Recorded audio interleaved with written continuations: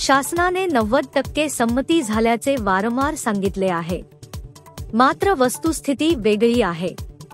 स्थानिक शेतकऱ्यांनी आपली जमीन देण्यास नकार दिला, परंतु संमती दिलेलीच नाही। मग संमतीचे आकडे वाढले कसे असे स्थानिक शेतकऱ्यांनी सांगितले आहे।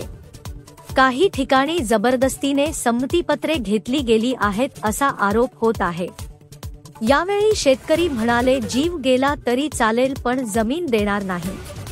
पुरंदरमधील जैवविविधतेने समृद्ध असलेल्या गावांमध्येच हा प्रकल्प आणला। पुरंदर तालुक्यातील 7 गावांमध्ये मोठ्या प्रमाणात जैवविविधता आणि शेतीप्रधान जीवनशैली आहे।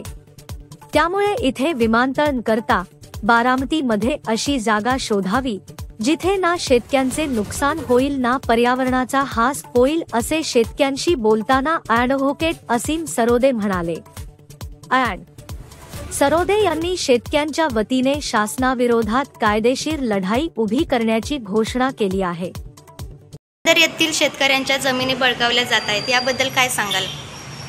मॅडम, हे पूर्ण चुकीचं आहे। शेतकऱ्यांना विश्वासात न घेता त्यांनी ड्रोन सर्वे चालू केलेला आहे। तिथं आम्ही इथं पत्रकार परिषदेमध्ये आलो आहे आणि त्यांनी तिथं ड्रोन सर्वे चालू केला आहे। हे पूर्णपणे चुकीचं आहे। आम्हाला शासनाचा काही त्यांनी मी परताव्याचा काही सांगितलं नाही, नुसतं हवेतच चाललंय की तुम्हाला एवढे मिळेल तेवढे मिळेल। पुढे गेलं तुमच्यापाशी आलं की ते म्हणतात 1 कोटी मिळेल, पुढे गेलं की ते म्हणतात 50 लाख मिळेल, कुणी म्हणतात 2 कोटी मिळेल। तर विश्वास ठेवायचा कोणावरती नक्की? त्यामुळे आमचा या प्रकल्पाला पूर्णपणे विरोध आहे। आणि विषय रेटचा नाही, आज तसंही आम्हाला शेती द्यायची नाही आहे। त्याची ही आमची पुनर्जीव ह्याच्यावर जीवन चालू आहे। आमच्या कित्येक पिढ्या इथंच राबलेल्या आहेत। महत्त्वाचं म्हणजे आमच्या वडिलांनी आजोबांनी दगड धोंडे गोळा करून ही शेती तयार केलेली आहे। तेव्हा तंत्रज्ञान नव्हतं, त्यावेळी त्यांनी शेती राखली आणि आज तंत्रज्ञान असताना पण तुम्ही शेती उद्ध्वस्त करायला निघालाय, हे साफ चुकीचं आहे। यावर शासनाकडून काही मदत मिळते का तुम्हाला?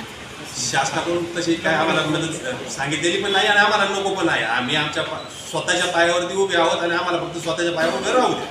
त्याच्या पलीकडे आम्हाला शासनातून काहीही सांगणं नाही।